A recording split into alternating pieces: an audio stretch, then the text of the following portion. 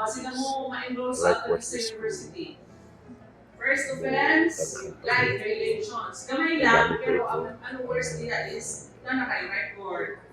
Express ka, nakakaso. Okay? Napod kami, na inaibog na kanang to bully someone. ano siya, And ang situation also is to prevent Dera, drug Papa, addiction. then pag This is a good ano siya, program. kung siya magbantay sa tindahan, permitted na nagpapalit at tumabugoy-bugoy. Then, I have not kinadyo na naman na na-supplement. Then one time, pag-uli ko ang ano man nila, kanino siya, dahil ko one of the students here.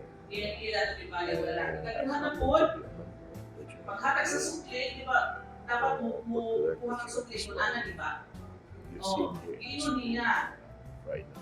Ingon, ihawak. Ay, pagkanasa. Tapos ang pamilya. This is for the information. So, iwas ang ulo, iingon pa siya. High School is one of the biggest. Hangtod na ikatulong ka beses, nag-file na Actually, yung not one kaso of ang the tungdal ka. biggest Enroll na po na mo na ito sa ating public savings. school, Para mahipos.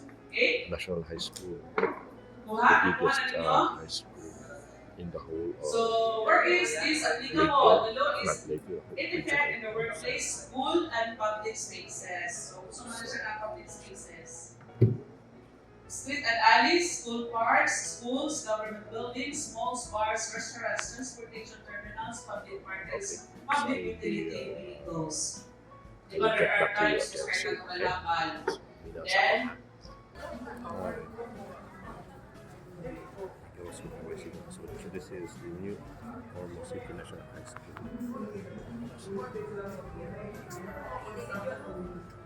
So right now, the school is quite busy because they are preparing for the upcoming Eastern Visayas Regional Athletics Association or IVRA. So muna siya ang campus natin. So IVRA is one of the biggest events that will happen here in Region 8. So this involves all the athletes all over Region 8 compete here in Ormoc. So muna siya ang City High, Ormoc City High School, ito City High, New Ormoc International High School. This would be a belating quarter for the division of Baybay and I believe Borongan. So students are quite busy kay they will be having a half day class only today. Kaya tungod sa fogging sila. At the same time, there's also a meeting happening right now inside for the anti-bullying and anti-drug campaign given to us by the PNP or the Philippine National Police and the PDEA or the Philippine Drug Enforcement Agency. This is an awareness for students who are studying here, especially in New Ormoc International High School. As you can see, this is a big public school, public national high school. So, hindi din malikayan that there is such concerns regarding anti-bullying and anti-drugs. So, yeah, inside kasi the signal is not good. So, just a small runabout the what's happening inside at the AVR is there. The police are discussing regarding how are we going to deal about anti-bullying the children, how are they going with the kids, or the students here. Also, how are they going to deal with anti-bullying and likewise anti-drugs, So, what are the legal aspects, the legal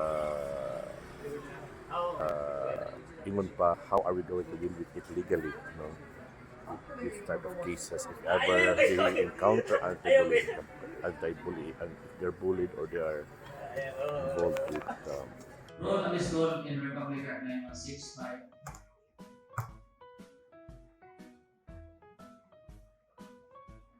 Involvement of family and the drug law. Yung family considered as a basic social institution. Diyan talaga mag-uumpisa yung yung learning nyo. So, yan. Una silang yung parents nyo. Awareness against the illegal drugs sunod gawin sa inyo. Secondary na yung school.